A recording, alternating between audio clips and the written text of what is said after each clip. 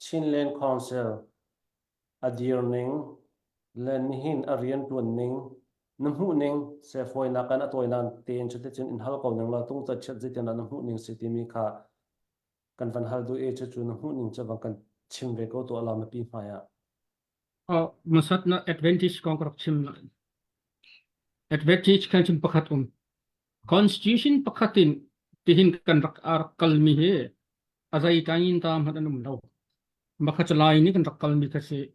lai ni constitution bakin kan rak kalmi kasi makha cho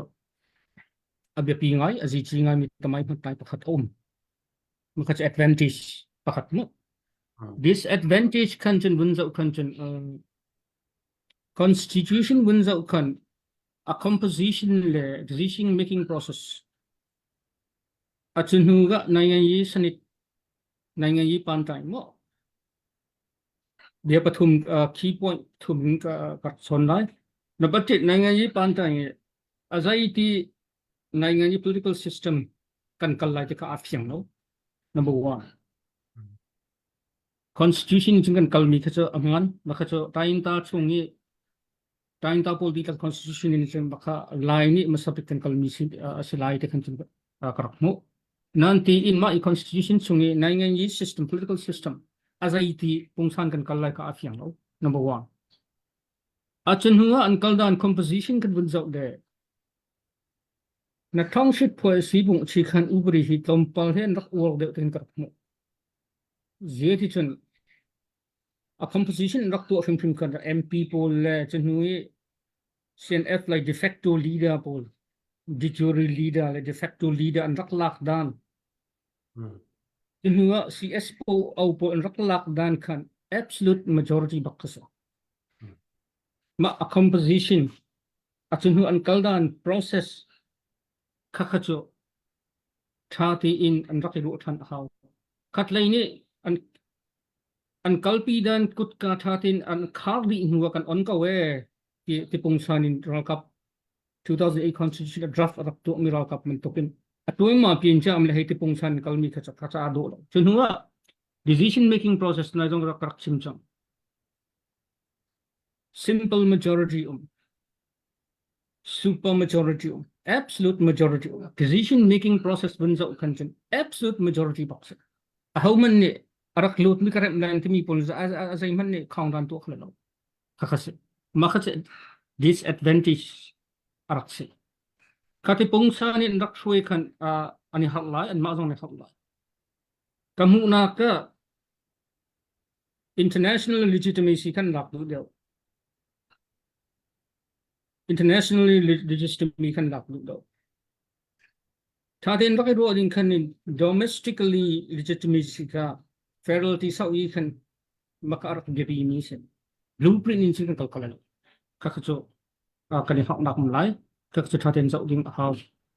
chân hua composition rak tu zong kan bun zau kan power over bakar chimo bol hol chim luam mu power pungsan kan rak chin kat power over pungsan bun chin kat kan achung lai kan le danum le chun osu phoi mu rak lai ma bu an ma len ma an ma lai tang tu ding te osu phoi mu bol khum lai achun hua atang kan discrimination katam pichok maktam bichok achun hu khan zaitin da pakhat an to tha zaitin da pakhat than mathem ma de swam mu hu ri khan dak nai dai media pol lai chun hu financially lai hi to ban tok no ka ban tok tuan mu khan dak sak chang ka yeshi bun lam bun kal ding khan chen makha cho dangerous point bak se makha iralin to kha yi tu chun nga khau min na ten yeshi bun kal khan chen makha a problem to chun hu kan power wuting ti ban tokin tun mai bu chung ni khazang that nak ding mai thau khan tu that nak ni tilong son an bun izom kan ma an kan rak dir la so rong kan to nak chim ban tokin pai le kal ding cha khan chun a hal lai yi shi khan chun a hal lai yi tu khan chun anga chu rong nga thatin zau khan power wuting su pang le power to act mai pawun hu son atun atu to ko rian tun kho nak ding khaban tok ke solution kan kol khan atha de la Churonga tunai chim gadu nak kan chun hitalai kut ka vun khan hun kan on than ka wer ra ka chung lain kan ret lai te ban tok ke logic se tak lo mi poli incentive ka pek na sa sa shi ti yain a chin khan khan kal khan chun a kan ma lai mi cha lung I rung rol how da achun huwa pakhat abya pi mi khan chin constitution bun soi khan abya pi ngai mi pakhat 1896 Chin Hill Regulation ka maka constitution pakhat arak se mo arak se ma liu India ram lai min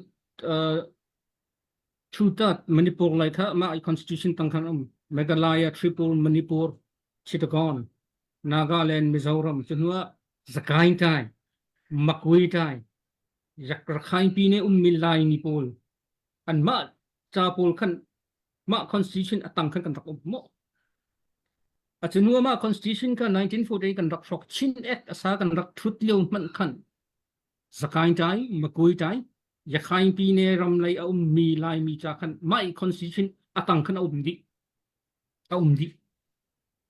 churong khan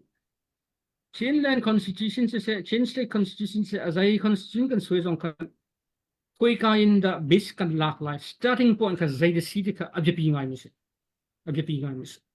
atu po si bung bun zau kan class pakhat ka cha article ka wi chim pi ne pin ba ta kan chen hai tiel ka nan ti in zakai tai le kan ram ri le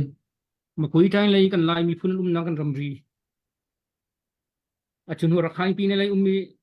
kan lai mi pol kan ram ri pol kan rak no i na kan lai bu chung ban kan rak tet te lo ma kha cho tha ti in zau than hao review to than hao lai chu ronga zai the base kan dak lai ti mi kha a be pi ngai mi se ma kha khaban tok ki character pol kha cho ma Chinland constitution kan chin karak mo lo ka kha cho kai ma I tumpa ke karak mo dan karak tung tat mi se mo